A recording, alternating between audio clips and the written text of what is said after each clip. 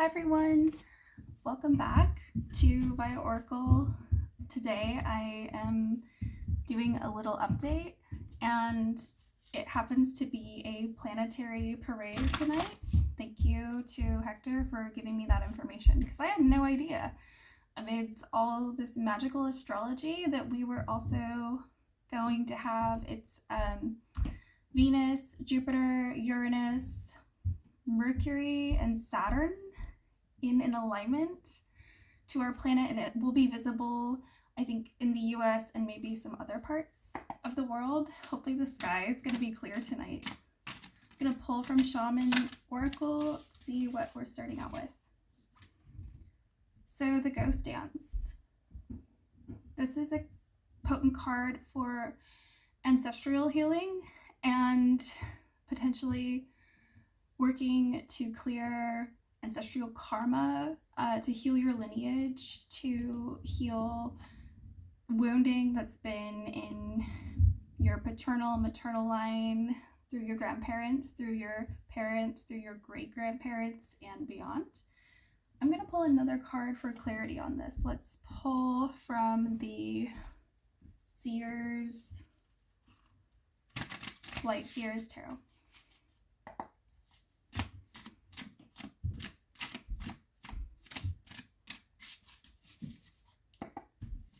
Okay, what wants to come through about the ancestral healing? Okay, looks like we have Queen of Wands.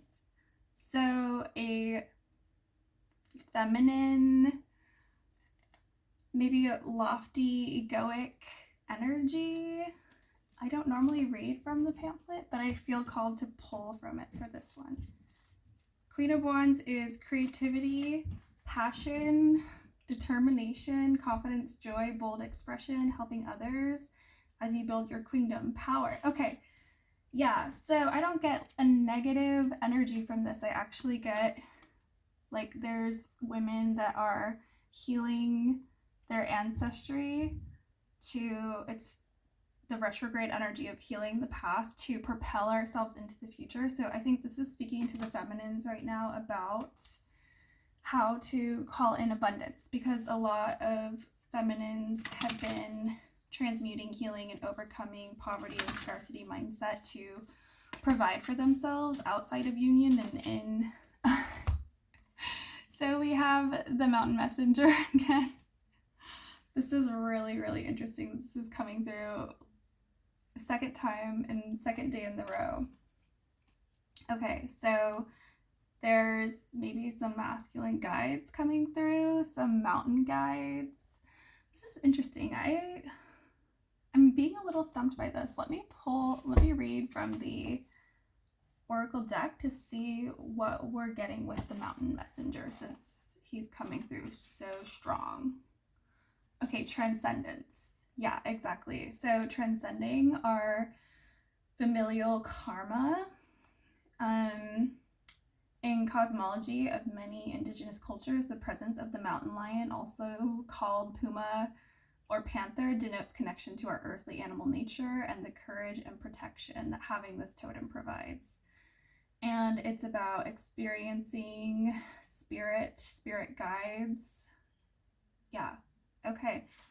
There's coming through a lot of support and guidance for you to transcend familial patterning and step into this feminine abundance. I think I'm speaking to the feminines today. And let's pull another card. Let's do Sacred Hag Oracle.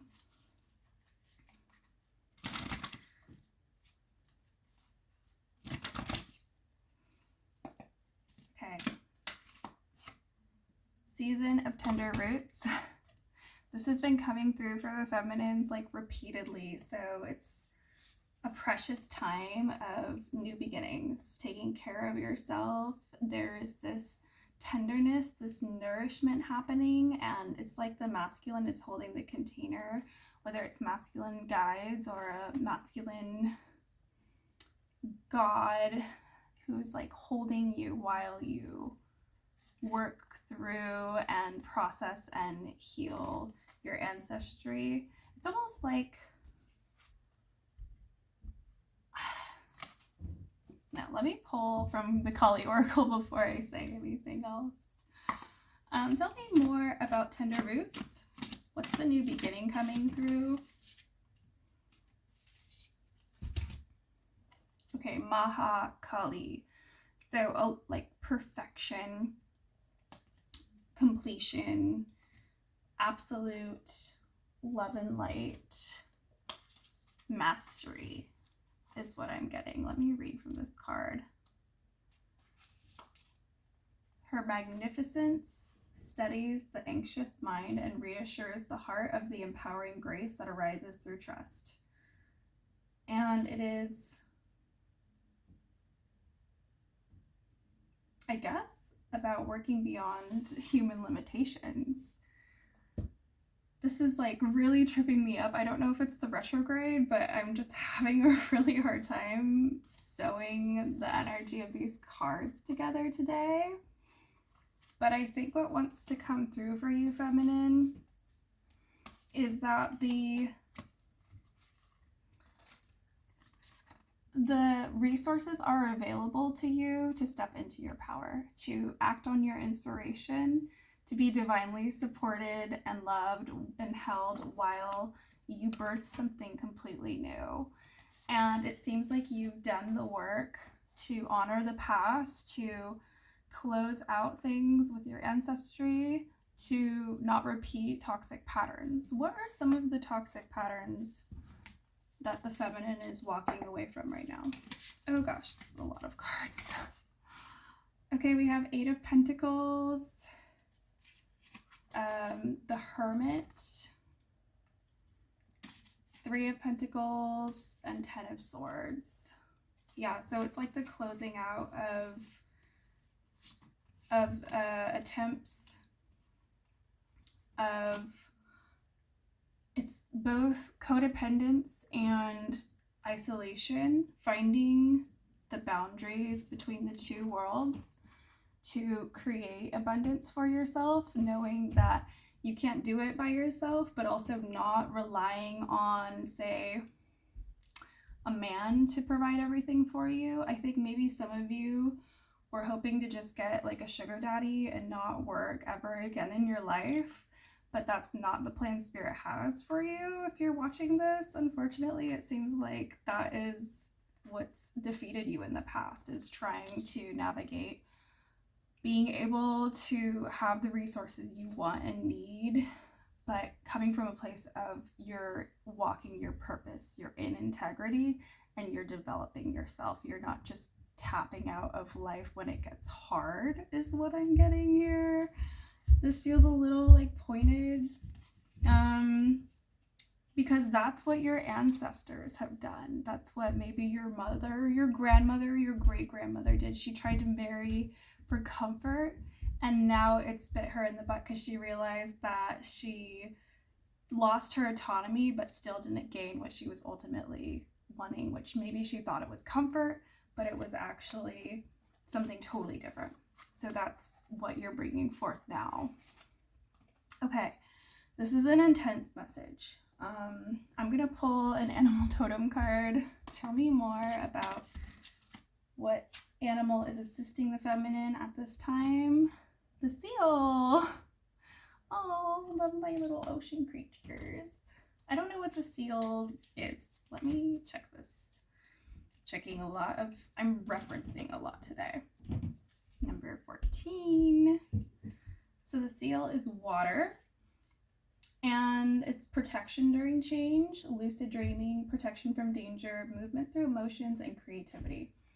So there is a creative project that wants to be birthed through you that's being blessed and apparent at this time, and it would seem that it's requiring you to step out of your comfort zone, which I want to pull one more card regarding the 10 of Swords, because it's a really heavy defeat card. So what's being defeated with the 10 of Swords in this reading? Oh.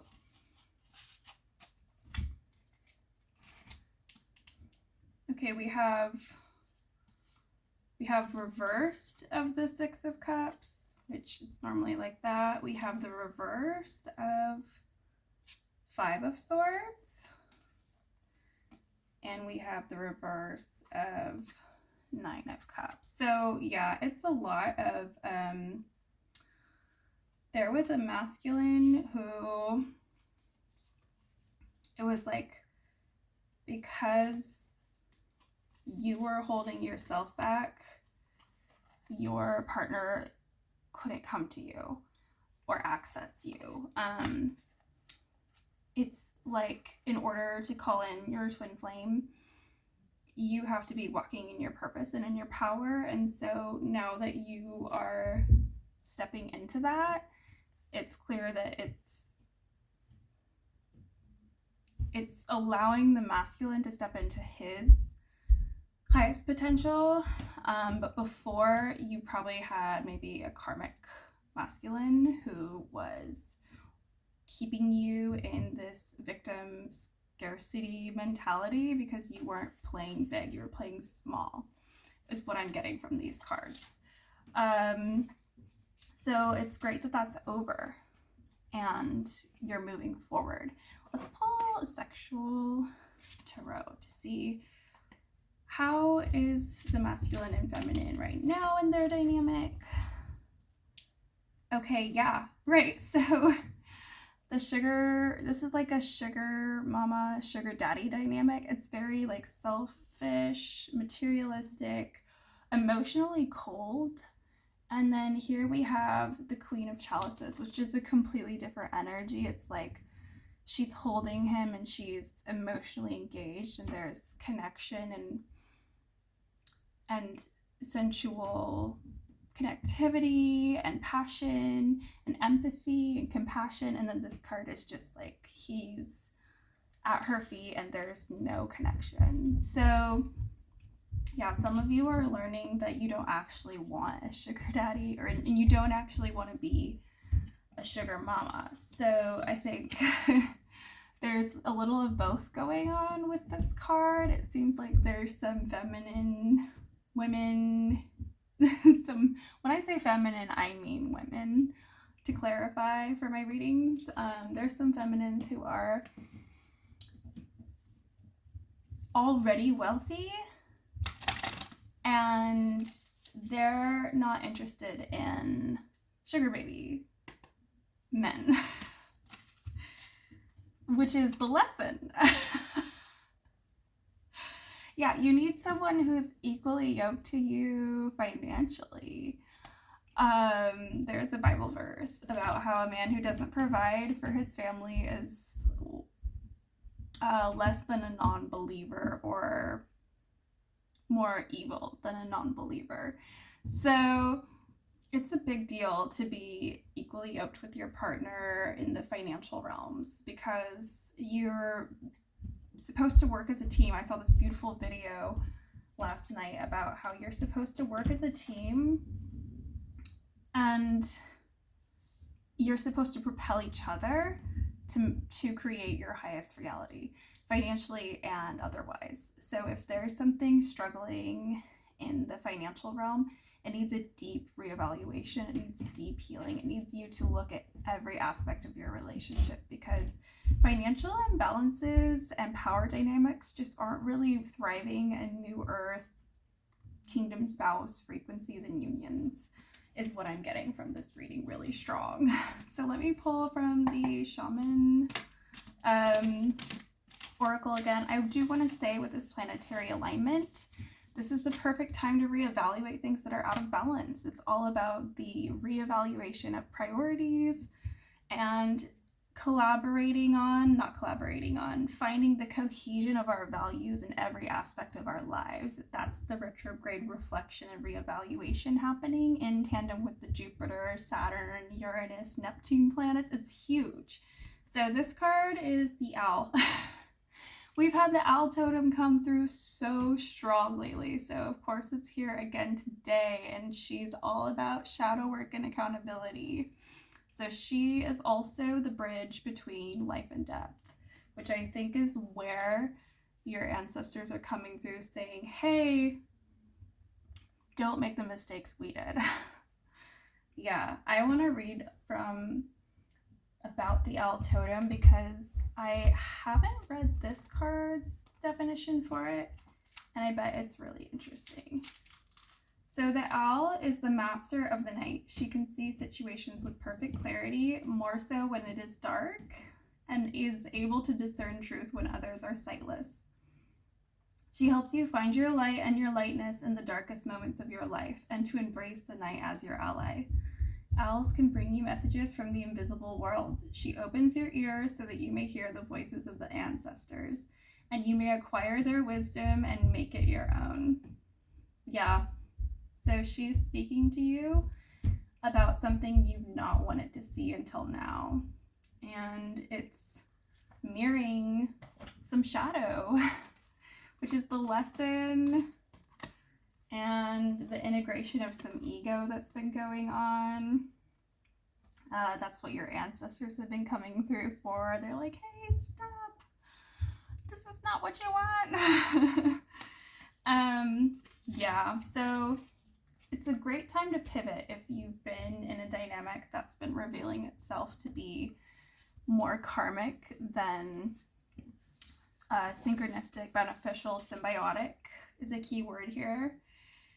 And the masculine, I want to pull a card for the masculine about this. Which card should I pull? Let's pull from the Sacred Geometry card deck. So for the masculines, we have Taurus and Antakarana. Okay, so I don't know what this one is. I haven't pulled it yet. The Taurus is the Taurus. I'm struggling today. Let's read from the book again. This is a good time to be humble, you guys. That's what this retrograde is doing. That's what this eclipse is doing. It's keeping us humble because, oh boy, none of us could be predicting what each moment is bringing. So this one's magnetic energy. Okay, connection to the earth, unconditional love, grounding in nature. So that just is just adding to my message from yesterday. And then the Antakarana is a bridge. So ancient healing and meditation symbol used in Tibet and China for thousands of years. It's part of the spiritual anatomy that connects the physical brain and the higher self. Okay, wow, yeah, so a lot of connection to higher self. There's like a portal that's open for the masculine at this time to really get plugged into their purpose, and it is directly relating to their connection to earth at this time. I wrote down some notes. Let me see if I can think of them off the top of my head. For the masculine, I think pine tree and oak tree medicine is really important right now based on the old reading that we did yesterday. And the pyrite crystal is also a good stone for the masculine for flower essences. If that's something that speaks to you, red orchid is great for connecting the masculines back to being a good father and connecting to their, sorry, nose running, connecting to their higher self by healing their father wounding. And then the eating root vegetables, I think, is going to be really grounding, because a lot of people hear my videos and what they don't realize is the reason I'm able to make videos right now is because I have a Mercury Sag retrograde placement in my chart, so I thrive in retrogrades, but everyone else is probably really struggling and needs to be on the internet less. I don't want you to be doing what I'm doing because it's a very ungrounded time right now. You don't want to be up in the internet and on screens, and you want to have your feet in the ground because we have so many air and fire placements happening right now that are incredibly ungrounding. And so the masculine is clearly learning to take this time to go within, to plug in, to get really rooted. So I'm happy for the masculine. I will pull one more card and then we'll wrap it up. I'm gonna do the soul cards and just see if we can feel into what maybe the message is today.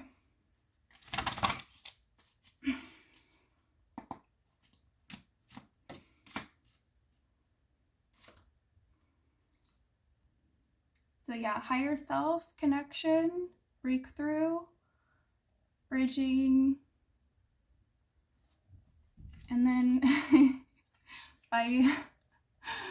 this is, I need to get more clarity on this. I don't know what's going on with this card. He's sad. What's going on?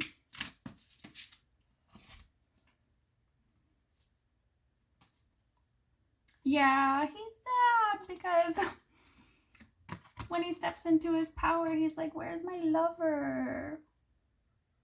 I did it. I did all the things. Where is she? The masculine is like pretty on point right now. I think he's like so done with his karmics. The feminine, I don't know what's going on with her. She seems like she's struggling a little bit right now. But the masculine's like on it. We have the Emperor, we have the Hierophant, and we have the Lovers. Yeah, so there's like a major connection being made right now. And I think it just is, it's hard because the more enlightened and high vibrational a masculine is, the more isolated he becomes from the rest of the world, which is why it's so important for him to connect with his kingdom spouse, twin flame, soul union partner, because she's supposed to propel him into becoming his best self without it being like the hermit, without it being like these heavy energies of confusion and working through the past and like all this darkness from the past and failed. It seems like there was failed collaborations, failed projects, and that's over. That failure is over. The going in loops and not getting anywhere, trusting the wrong people is over. It's like there was so much permeation of negative energy, but you cracked the code, masculine, and you're no longer playing out these toxic cycles. And now all that is left is for you to have your princess, have your queen, and hopefully she's getting there. It's hard. There's so much spell casting done to keep us from our twin flame soul union partners. I haven't met mine yet. I had to deal with some really heavy past life karma in this life, which is why all my past partners have been drug dealers, criminals, predators, just the worst of the worst that you could possibly imagine. Now it's officially over. I had that confirmed by a past life reader.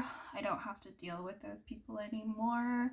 I do have to deal with my ex-husband regarding our daughter, but he is the lesser of the evils that I've been with, so it's manageable. But I know that he's out there because I've had this inner knowing, and I became obsessed with twin flame philosophy and was studying it for years, and I just knew. And so I feel called to do readings, but please know it's coming from a place where I have yet to have it happen, so I completely empathize with the masculine right now with this being in your power, being ready to receive your partner, and being like, where are they?